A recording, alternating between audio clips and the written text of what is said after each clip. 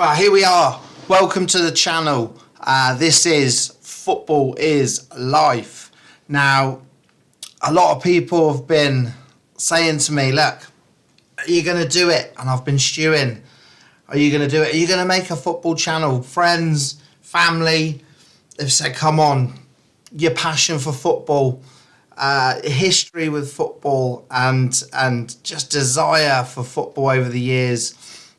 I've decided it's a new year, and why not? Let's get this channel up and going. Football is life, and isn't it just? Now, a few things to talk about. The channel moving forward, what we want to achieve, where we want to go.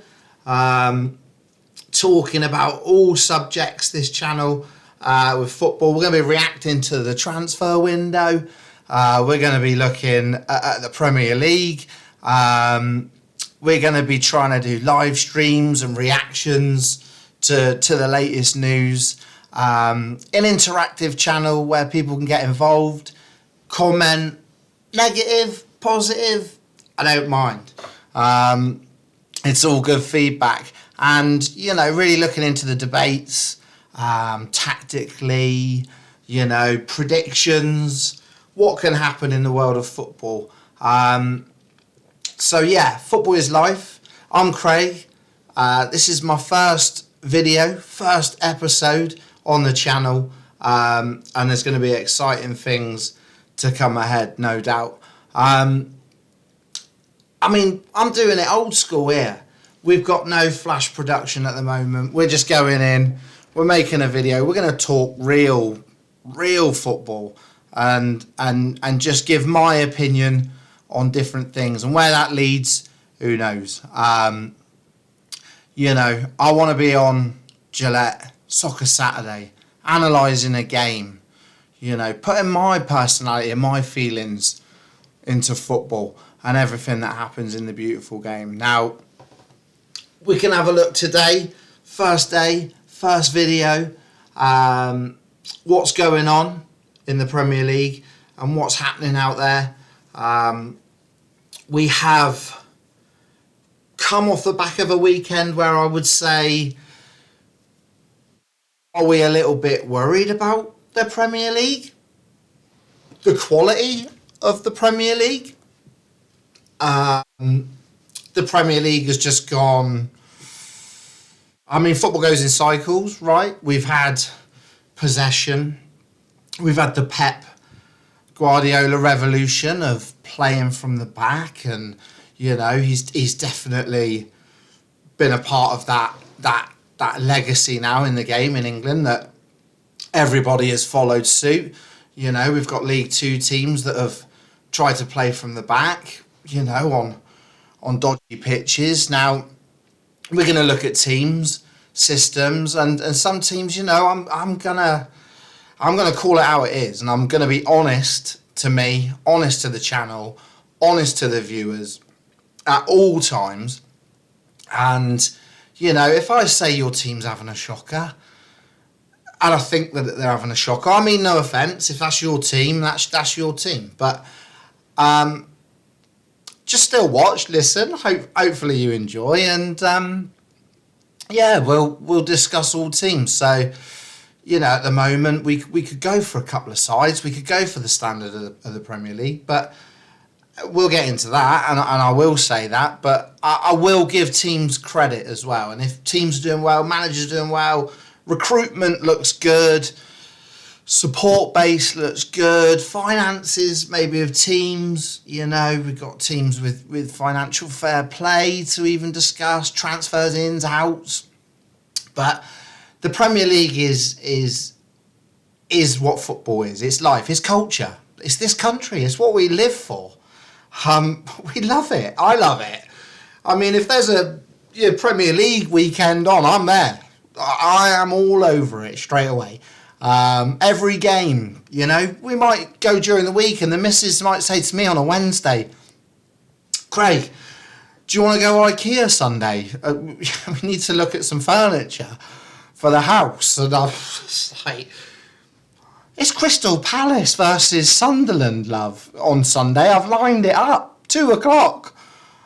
even a Crystal Palace or a Sunderland fan, but I'm watching it because I love English football and the Premier League. So, yeah, the Premier League. We're thinking at the moment quality. It's not been the best league so far. We have an outstanding team. We have a team that looks the real deal in Arsenal. And, years of finishing second. Will this be the year that they finally do it? Ending the long wait under Mikel. And I'm going to put it out there now straight away, first video. If they don't win this Premier League division and another team wins it, which realistically with Liverpool's kind of fall from grace this year, it would be Man City or Villa, up the Villa. I will do a show in May where I will dye my hair with the colour of the team that goes on to win the league. So it'll be a light blue or a claret burgundy blue hair. And the beautiful locks here, the brown locks will go to blue or claret. It's Arsenal's league. 100%. No one's coming back. And if they don't win it as the real deal, the finished article, I mean, look at them. Defensive strength, creativity in midfield, players on the bench, like two fullbacks on the bench in Skelly or Timber, White, Calafield. All four of them walk into any other team in the Premier League. Odegaard's come back from injury and he's displaced Eze at the minute. I love Eze. I mean, he's going to be the boy for England next summer, hopefully. When we go and win the World Cup in America, but we'll come on to that. They've got everything. I mean, even Gioc, he's not getting the goals, but link play, physicality, bullying defenders, opening up Saka, opening up Trossard, by the way. Didn't see that coming. Saw a player in him at Brighton, but didn't think he would be as good this year and as regular, but trust in him, and he's become a top player. Arsenal the real deal. Got everything. They've added Zuba-Mendy. I didn't think this first episode would go the Arsenal way and speak about Arsenal. But if you're going to speak about the Premier League and the quality of the Premier League, you kind of have to start with Arsenal, don't you? They are there. They're setting the bar. So beyond that, the quality of the Premier League is been a bit iffy, I think, and a lot of teams are not as good or developed or in their transitional status where it's going to take a couple of years. And I think Man City will come. No doubt Man City will come. Pep will come. He knows what he's doing. They've spent well, bought players, but they've not bought players for this season. I don't think it's an immediate success up until Semenyo and Gay, and we'll talk about that obviously because Gay's in the news this morning. But yeah, they're going to be great again, and I think that's next year, to be honest. So the first prediction would be that Arsenal win it this year, hands down. But then I don't think they'll win it back to back because I think that's a different ball game completely going back to back. And then City will come next year, I think, and they'll win it next year.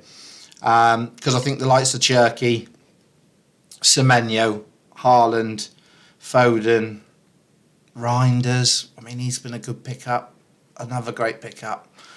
That's a team that's going to evolve, and I think next year I can't see them losing many. It's Arsenal's league. Quality of the Premier League as well. It's football runs in cycles, so we're coming out of this possession. Now I love the possession game. I've taught and coached the possession game because that's what we've learnt in this country to do, to make children and going into their adult game better on the ball, better at playing out of trouble, relaxed, playing through the thirds, using the width, transitional kind of teams. But it's gone now for long throws, corner routines, set piece specialists, set piece coaches. That's another one that I'm going to be going on. Set piece coaches. Understand it, totally get it. In football, you're looking for the edge. You're looking for the edge wherever you can. And they're a big part of the game, but it's become that big of a part of the game now that they see it that's such an opportunity to score that the kind of what goes in between the two boxes has kind of lost, or not lost away, but it's kind of come down a little bit off that pedestal to these moments in games like corners and routines and set plays, free kicks, long throws. I mean, the amount of teams using a long throw. How many goals are scored by a long throw? A few. It causes problems, but I think the long throw's more about it, that if it comes out, it goes back in and then we create a chance. It's not a build-up from back to front. The Premier League has become a game of probability and how can we best score? Now, all said, I think possession's got to be at the heart of it. And football's in cycles, and we know that. But the quality of the weekend, I mean, just looking at the weekend now, Super Sunday, we had Wolves, Newcastle. And even before that, Saturday night, we could look at Forest, Arsenal. And then also we could look at Villa yesterday. Now, a lot of these teams, and the teams in Europe, 100%, they were leggy, tired from Christmas, played a lot of games. And the teams that definitely were in European competition or having good cut runs, and then playing league games, rotation going on, they looked leggy, and the quality was poor on the weekend. I mean, you had the United game. And that's just where City are falling short. That's that development team and transitional phase of recruiting players. And Carrick, timing, knows the magic that exists in Old Trafford as a player. And that was the quality game. That was the standout game. But United are not in European competition playing every week. They look fresh. Ready to go. City looked like they needed holiday in Dubai. They needed a couple of weeks off. And they were leggy. They were caught short. They were done. United deserved it. I mean, it was 2-0, but offsides, goals disallowed. It was a Muller-in. And are United back? That could be the title of this video. Are United back? Probably not. Not yet. But if Carrick does well here down to the end of the season, gets them in the top 4, top 5, maybe, and then we look there and we think, well, does Carrick deserve the job? Will he be the man to take over United? He knows the fabric of the club, what needs to happen. He knows. And he's a good coach. He's an intelligent guy, you can tell. So, good team around him. United could come strong. Top 4 next year, United. Another prediction. But yeah, City were tired. Arsenal tried to rotate, took out players. Eze still can't get a kick. Don't know what that's all about. Hasn't played for weeks over Christmas. And then when you rotate, you still don't bring him in from the start. And they got away with it, Arsenal, a little bit. I know they had chances, but they probably could get away with it because of the lack of the quality and the tiredness from all the other teams. And then on Sunday, Newcastle, I mean, they looked really tired. You just know when the passing and the processing and the wingers they're not going 1v1 and they haven't got the legs and yeah, it was a ball fest really, wasn't it? But Wolves have obviously had a massive upturn, and they're doing well and they were competitive. The two lads in midfield, the Brazilian, is it Brazilian pairing? Andre and the other lad was good, and Mane, this lad that's come out of nowhere, and I must admit I need to do a bit more research on him, and I think he's only about 18, but he's kind of revived Wolves, and he looks a player.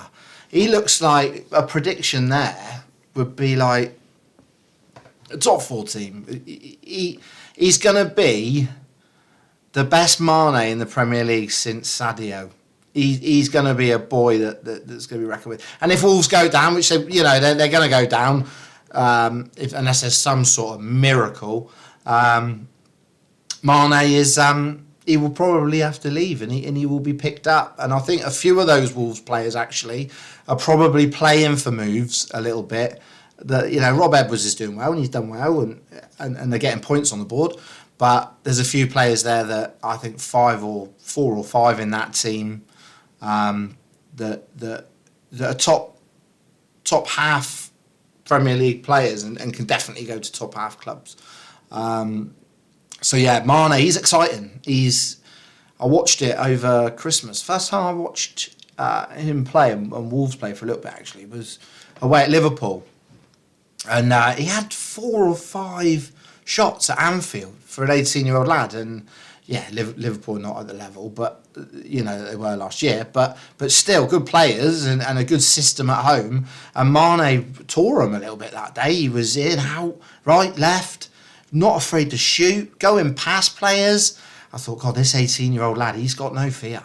He has got no fear whatsoever. So yeah, he's good. And then that coincided with Newcastle. Looking tired, looking sloppy, and Wolves give him a good game. And it was a boring game. Obviously, it was a tit for tat and 0-0. No real excitement. But that just showed another team yesterday that looked like they'd had a few too many games and a few big games coming up for the Geordie boys, and tried to rotate a little bit, I think, and got caught out and. Puts more pressure on teams, I think, when that happens. But I think coming back to the quality of the Premier League, I think the real debate and a real topic, and I'd love to know your comments, is I think the quality goes down around this time of year after the Christmas and into January and too many fixtures. Don't get me wrong, I hate it. I hate it when there's no Premier League fixtures, but are they playing too many games? So give us your thought on that. Does the quality, would we rather have a weekend off in January, a couple of weeks off, where we don't watch games? Football is live. Don't not want to be watching games. But do we have a couple of weeks off and then you get the quality back when the games return? Teams are fresh, players are fresh. Look, paid a lot of money. They obviously get time off during the week around training and their routines to recover. But there is a definite debate that there's too many games in short periods of time. We've got from August to May. I know there's World Cups to consider and summer programmes for these top level players. But do we need more breaks during the season where they're not playing international football? Because I know we have a break from watching it for a couple of weeks, which crucifies us all, doesn't it? But is that there a time where they could have a gap where there's not an international break, where they're not flying across the world, playing a game, landing Friday, playing Saturday, build up a games, cup games, Champions League, and the quality diminishes. So maybe that's why teams have gone to set pieces. They realise they're getting too many games, and they think, well, the quality can't stay throughout. I mean, best league in the world. It's the best product, the best sold league in the world, the Premier League worldwide. But actually, the quality, I think this year is not as good as years that I've watched gone by. Even in the years between, I would say 2013 to 18, we had some great Premier seasons. Quality games, attack, defence, attack, transition, counter attack. Even during that, there was quality, finishing moments.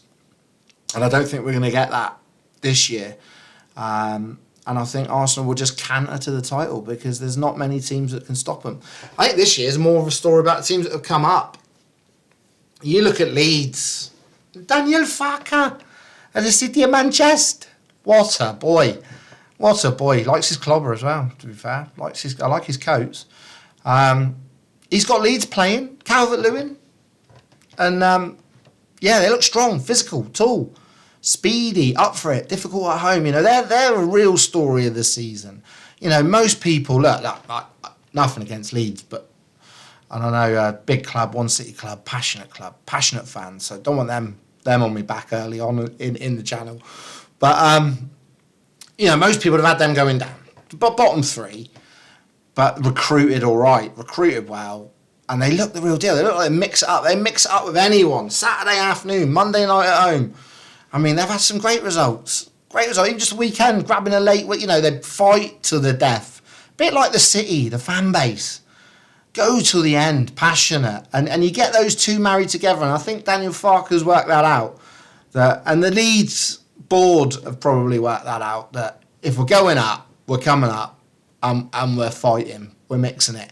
So that style in the Premier League suits them.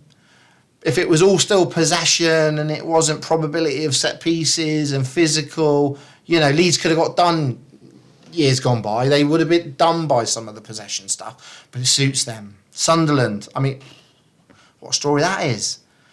I mean, Palace is one team that I want to talk about because actually I put a few cheeky pennies on Sunderland to win on the weekend because just of the Palace situation, but we'll come on to that. But Palace, they were in a moment. They're in a big moment at the moment, about a bad moment, I think. And I don't mind Palace fan. I like Palace. Just putting it out there. Don't mind Palace. But I'm here to be controversial. I'm here to speak the truth, or my truth. And I think they're in a bad moment. So Sunderland, well done. Well done so far. Brilliant season. Saw it coming, actually. I thought out of the three teams that won up, I fancy Sunderland to mix it, and their recruitment is good. Managers, good. Had some good players. And, they look right at home, don't they? Granit Xhaka. What a signing. Experience, leader. So, yeah, no surprises there with the Sunderlands. Palace, so... Yeah, I backed against them on Saturday. That was my thing. To be honest, they went 1-0 up. I was a bit like, maybe I've got this one wrong. Maybe I have got this one wrong. But, I mean, when you've got Eze leaving, you've got a project, right? You've won the FA Cup last year. You've got yourself into Europe. Now, that we know with tiredness and that playing more games, that's a difficult challenge. You've got yourself a great manager. You've won the FA Cup. You've won twice at Wembley last season. You're on a crest of a wave. You've got an unbelievable attacker in Mateta, who's being linked to go to Juventus today. And this is part of the problem. Gay at the back, England international class, was class in the Euros a couple of years ago. Been brilliant. Liverpool were after him, didn't get it over the line, stayed. Eze went to Arsenal, which was the first. I'll rate him so high. I watched him a couple of years ago. I went to it would have been a Carabao Cup back then. It's still the Carabao Cup, isn't it? Yeah, the Carabao Cup. I went to Plymouth versus Crystal Palace. And Plymouth were 2-0 up. Second round. Just trying to jog my memory. And yeah, Eze, they brought on Ayew, Eze, maybe, I think it was just Ayew and Eze. I think Mateta started, but they didn't have the big guns on. Brought Eze on, and he just changed the game. Like he was, honestly, I've never been to a game where the momentum shift in a game was so extraordinary, and he just changed it. He was that good. I mean, Plymouth were in the Championship at that time. They were decent. They had a decent side. He was at walking pace, and they couldn't get near him, and it was too easy for him. And that's one of those moments. Like I've seen Declan Rice do it at the past when I went to Villa v West Ham, and sometimes like an England player, a top player stands out, and you watch them live, and then you go, I get it, because just the movement, the presence, the just everything, the character, the flow, the passing, You can tell they're a level above, and a big part of why Arsenal are doing well is obviously Declan Rice. But yeah, Eze gave me the same feeling that when you watched him, you were just watching an extraordinary talent that was clearly like a 70 million pound player, and any normal run of the mill team would just not cope with him. And yeah, so he left, which is massive. And now Arsenal are not using him, I don't think, as much as they should be. And then just before the game on Friday, Glasner has his press conference. Marc Guéhi's going. Right. What message does that send? I'll tell you what, if I was a Palace fan, I'd rather he left for free in the summer and we played the season out, finished as high as we can. We're still in Europe, like you could still win another trophy and keep the momentum and the project going, and that's why he's come out, I think, and said, I'm leaving. He's I've had enough. Glasner's like, do you know what? We've won the FA Cup. You've had your opportunity to go on to the next level and be the top 5 team in the Premier League. London-based club. We can attract players.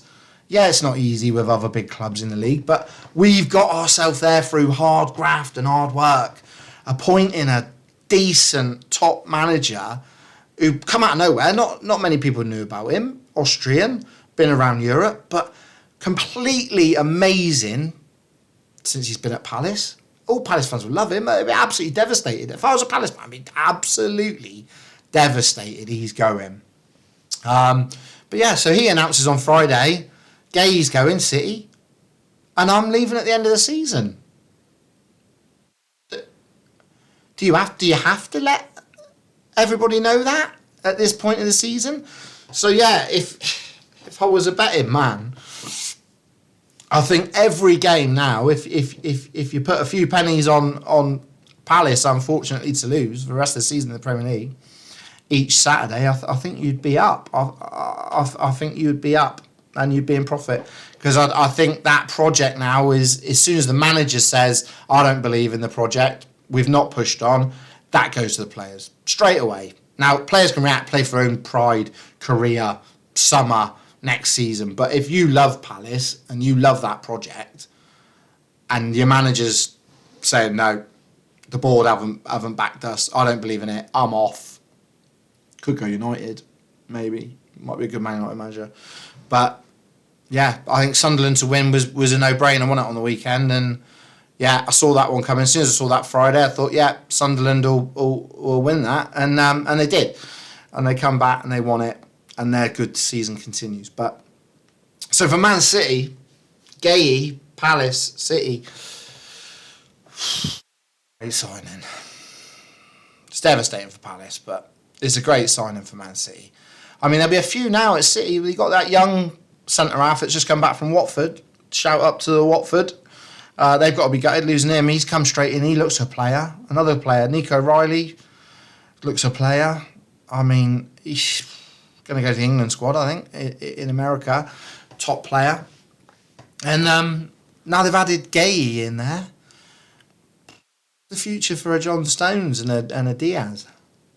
I'm thinking Guéhi comes in alongside, Kusanov, the new young lad, and he makes Man City stronger. And then part of that transition now for City, getting Guéhi through the door today is massive. But for Palace, it's a nightmare.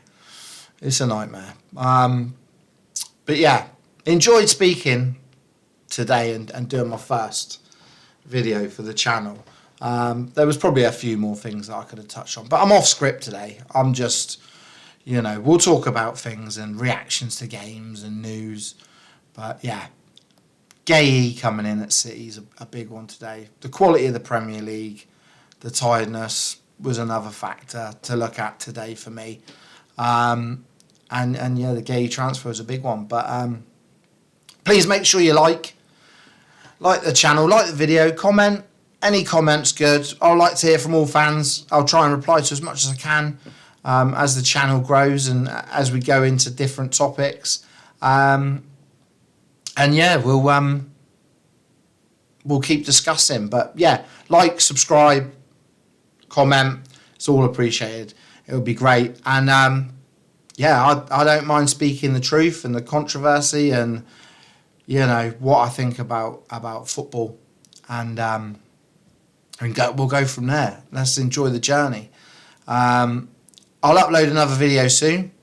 All right, so look out, subscribe, and then you'll get the videos that come up. And any questions that come up, we'll do some question sessions, some episodes where I'd like to answer questions. I don't want to talk about my background in football. I've obviously worked in football for years, and worked for myself in football. I've worked in youth football and things like that. But I don't want to delve too much into that too soon, because I can talk about that in the future. But it comes from a good place, an educated place, and a passionate place. Football is life. Just remember it. All right, football is life. I'll tell you what we're going to do, actually, to finish off. The last thing to do before I sign off is we're going to have a quick look. Should we make a little prediction for some games during this week on what I think about football? Now, we have Premier League games tonight. We'll skip over that. Let's delve into... We have Champions League this week. Champions League on Tuesday and Wednesday. What the England team's doing? Tottenham are home to Dortmund. Arsenal away at Inter. Tricky game that. And Man City are at Bodo Glimt. So, few games there, few predictions, and then on the next episode we can come back in and see how far off I was after discussing all this football this morning. We'll go Tottenham. We haven't even touched on Tottenham, have we? I mean, that could have been the first episode, Thomas Frank getting sacked. They haven't sacked him, and I'm delighted that they haven't sacked him yet. Not that I'm a Tottenham fan, but I'll declare who I do support as we go through the journey. But because my Premier League team is my second team, so I feel like I can talk very neutrally about the Premier League without putting too much passion and emotion and bias nature into anything. So we'll go for 3 scorelines, all right, for Tuesday's games. And surely Liverpool. Are Liverpool playing on Wednesday? We'll do Liverpool as well. We'll have a look. Do Liverpool as well, all right? Sorry, I'm just checking the fixtures. I know it's not great. Tottenham. Okay, so Tottenham. I think they're doing right in the Champions League, though. Better than the Premier League. It's kind of suiting them more. I don't think Dortmund are playing home to Dortmund. I don't think Dortmund are as good as the Dortmund teams that we've seen over the years. Thomas Frank, doesn't he need a result? He needs a result. Loses that, he could be out, actually. I'm going to back the Spurs. Come on, the Spurs. I don't mind the Spurs. Come on, the Spurs. Big stadium at home. I mean, their home form, shocking as well. But I just fancy them in Europe, I think. I think Dortmund are going to... I don't think they play particularly well away in England in history. I seem to remember them getting done at Anfield a few times. Well, now it's probably one of the hardest places over the last 10 years, for 20 years to go in European football. Going Tottenham beat Dortmund 2-1. And I'm not going to predict a goal scorer. Tottenham 2-1. Good night at home. Europe. Crowd would be up for it. Just because it's Europe. It's a break from the Premier League, so it's kind of a bit of a free hit of that pressure. And yeah, let's go Tottenham 2, Dortmund 1. Arsenal. Maybe that's why he rested Premier League. Got away with it. Draw at Forest and City losing and Villa losing. But maybe he knew this was around the corner. The Inter Milan game was a tough one ahead. Inter, good.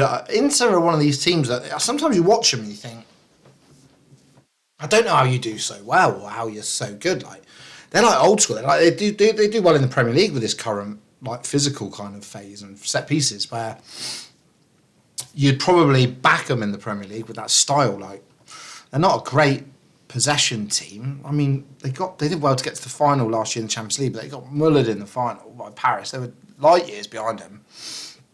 And Barcelona actually tore them to shreds a little bit in the semi-final. I thought they got a bit lucky, like football-wise. So Inter, aggressive. It'll be difficult. It'll be a scrappy. I think it'll be a scrappy. I don't think it's going to be a classic. But I think Inter will have enough to get something. And just because I think Arsenal are tired. Played late Saturday, travelled to Italy, playing Tuesday night. It's a tough place to go. Well, 1-1. 1-1, straight out the bat. All right, Inter, I think if they got Martinez playing up front, he's good for a goal. He's top player. And then City at Bodo Glimt. I mean, Bodo, not City. They could rotate the old 11, to be honest, and I'd still fancy him to get something over there. So that's going to be fine. Bit of a walk in the park for City and Pep in it, really. 3-0 at Bodo. All right. I'll go 3-0 City. Just nice and comfortable. Cherky, by the way, what a player. We're on the Cherky bandwagon. Ooh. And then Wednesday, it's got to be Liverpool, isn't it? Oh, it's Liverpool and Newcastle. Here we go. We've got an accumulator building here. And Chelsea. We have got 6 teams in the Premier in the Champions League. I thought we had 5. So Newcastle, home to PSV. Newcastle, I'm not convinced. Sorry, Geordies, I am not convinced at the moment. But Newcastle have got that passion at home, haven't they? That crowd, love the people up there. Brilliant, proper club in terms of support. Nice people, get behind your team. And PSV, I think it'd be too much for PSV on the night. So Newcastle 2, PSV 1, I think. Marseille, Liverpool's a good one. De Zerbi, by the way. Love De Zerbi. Gutted when he left Brighton, but what a player. Mason Greenwood as well out there for Marseille. Gone and resurrected his life and career, isn't he, out there? Could he get back in the England squad? That's an interesting one for Tuchel.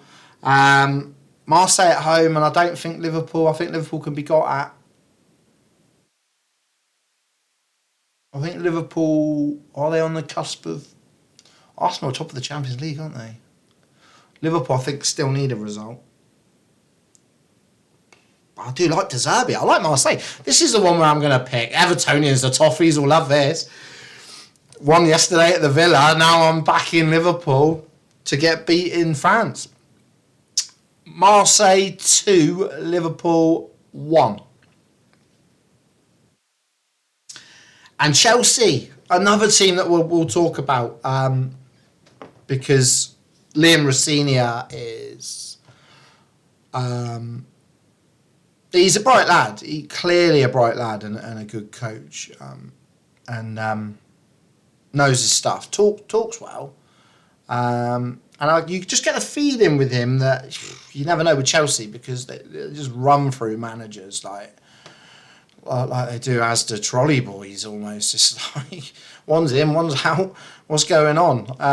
But I hope they give him time because I think Chelsea as a football club need time. They panic buttons too quick these days, and Rosenior has the potential to be top, as he says.